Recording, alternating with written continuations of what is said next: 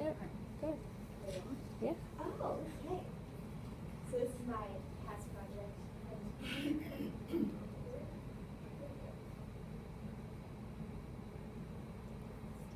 then obviously my name and date. So I want to talk about my first area of my CAS is action, and I play for the New Albany High School softball team. I've been on the varsity team for 4 years now, and it's a very rewarding experience. These are pictures throughout the season of my evidence. Yes, that was caught surprisingly. And if you're not well versed in softball, I am an outfielder. I do not touch the dirt, unfortunately. Okay, so I decided to label 4 learning outcomes of every single activity that I did, 4 main ones at least, and then describe to you what I learned from them. So for my first learner outcome of increased awareness of my own strengths and areas of growth,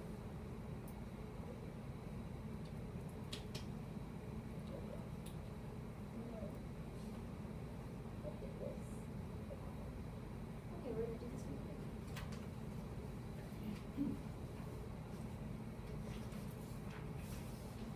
For my own area of increased awareness and growth, I can best see this outcome during our first practice as a team. It was our first time together as 20 girls trying to learn about each other and trying to figure out what our strengths and weaknesses were as a team before we got into the season and faced all of our major rivals.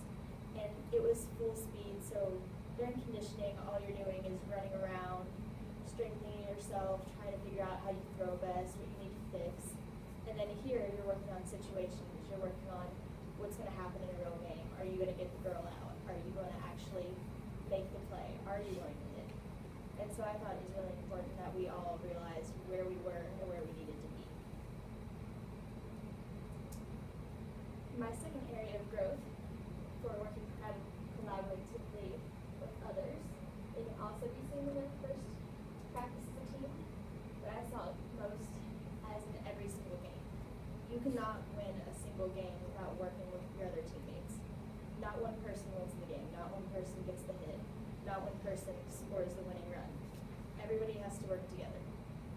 There is not going to be a home run every game. There is not going to be a stolen ball. You have to work together or you're just going to have a losing season, and from experience, it's not fun. My third learning outcome was showing perseverance and commitment in our activities. This can be seen during our hardest games such as Floyd Central, Jennings County, Bedford, and Florence. We had very close scores, and if you miss a play, if you have one mistake more than you're supposed to, you could lose the game. So you have to be on top, and you have to know what's going on with everybody around you. And throughout the game, you might get down during the first inning, but if you do not stay with the entire game and keep going, you already lost. And then for my fourth learning outcome for my action as a softball player is considering the ethical implications of our actions. Being softball players, there are moments when you're not going to agree with calls, you're not going to agree with your coach, you're going to get really mad about what's going on. And the biggest experience of this was last year during our Providence game.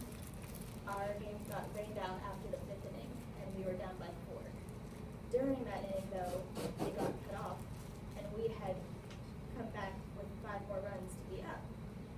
Well, because the game got rained out, we were not able to complete this game, and they rolled us as a loss, even though we were technically winning. As you can imagine, for 20 teenage girls, we were very livid, and we had to be sure that we presented ourselves in a respectable manner and did not take it out on the other team. We didn't take it out on each other. We didn't yell at the coaches. We just had to move on and go to the next game.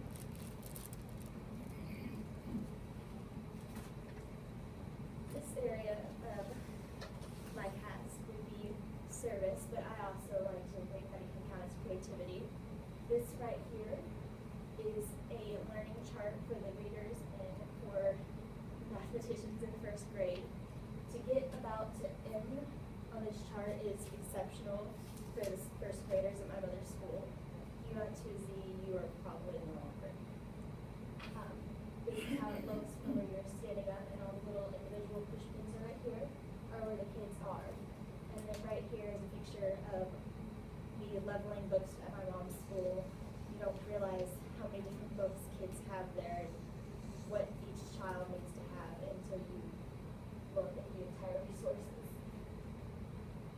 So my first learning outcome from this area of knowledge was working collaboratively with others.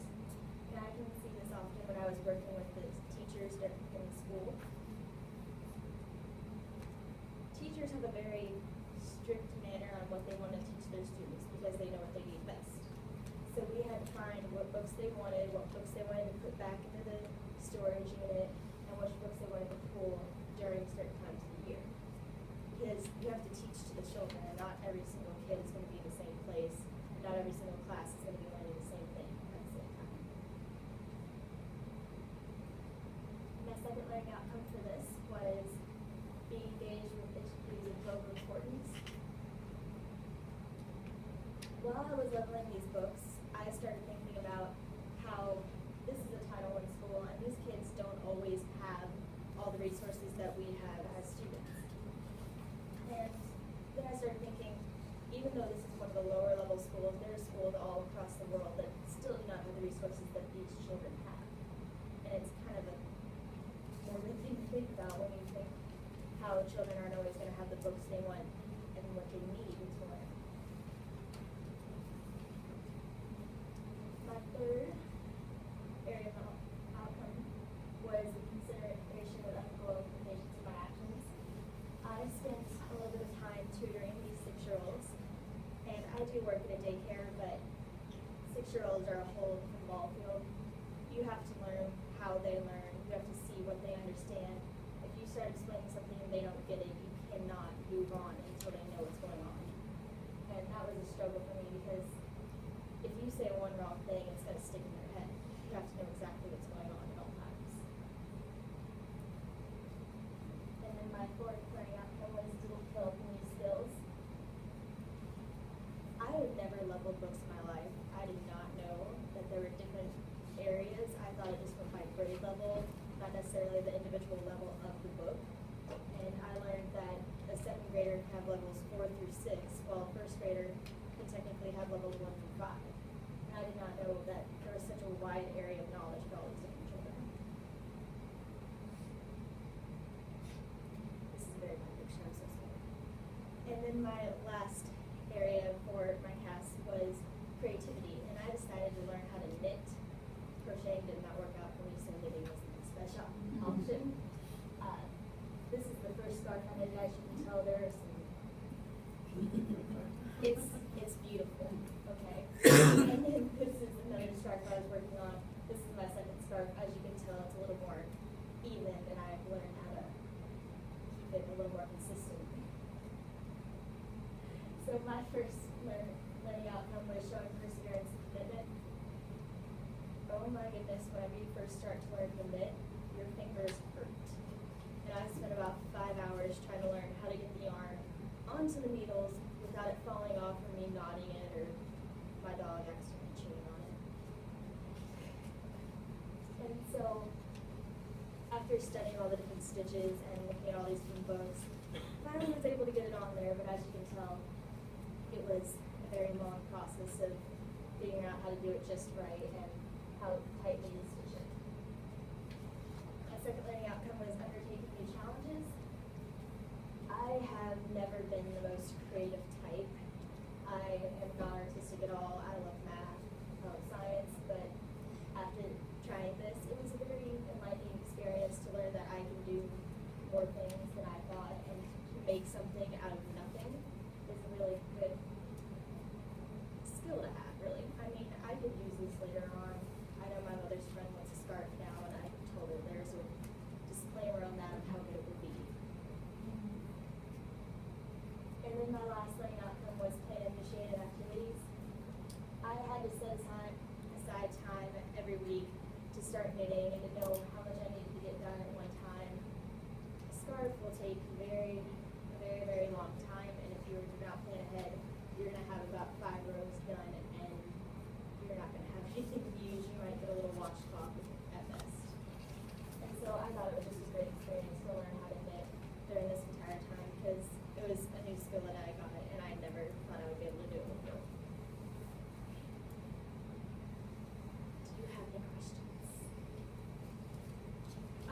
I've got a couple. I love the Clarksville Elementary. Was that just for your mom's class, or did you do different classes? There are about 3 or 4 classes Okay. in the first grade, so just going back. and You forth. just kind of floated, and then like how long? Like I know softball. How long did you do that? The reading levels. How long did that activity last? Well, I mean, it was spread out over a certain amount of time. It was probably at least 10 hours. Okay. They had an entire storage room, and wow, new authors were coming out every day. Right. So like, was it over months that you would go, or? Okay. The times increased whenever it was during breaks, like during summer or winter breaks, but then I would go intermittently throughout the school Okay. year. Okay. And then what about your knitting? How long? What was your length of time on that? Forever? It felt like took forever. I mean, the first 5 hours were just learning how to get it on there the proper way and redoing it over and over until I got it right. And then I spread it out over weekends. I probably worked about 2 hours every week to try and complete all these different projects. Okay. And then who was, like, did you have a knitting buddy or? I did not have a knitting buddy. I was going it alone. Okay. Did you watch YouTube videos to Oh, try to figure out? Several YouTube videos. Some of them automatically assume you know what's going on. Well, since it was my daughter that signed off on your work at What? Clarksville Elementary, and Miss Bain, our sister-in-law, I don't think we can argue with what you did over there. Authenticity of that. Uh, Meg, I was gonna ask you the same question. What is your advice for future? I would say have your goals and know ahead of time what you want to accomplish within a certain time window, because I was not sure how long each individual activity would take and how long I needed to do it for. So I had a little bit of trouble deciding when I needed to work on it, how long I needed to work on it, and balancing it with other things. But it seems like everything that you attempted ended taking a lot longer than you had planned, and I can kind of see that reflection piece in yours is that you, like, I'm gonna learn to knit. It's gonna take, 5 minutes, I'm gonna go on to the next thing, and then it ends up taking hours and hours. So, okay. And now tell me, who is the lady who signed off on it? Billy? Her Who is name she? is Billy K. Arthur. She is also a teacher at Clarksville Elementary School, except now I think she was actually an administrator. She was Okay. a first grade teacher, kindergarten teacher during the first semester of our school year. So she would have seen you working at it and Yes. trying it. Okay. Great. Fantastic. Thank you. It's done. Woo!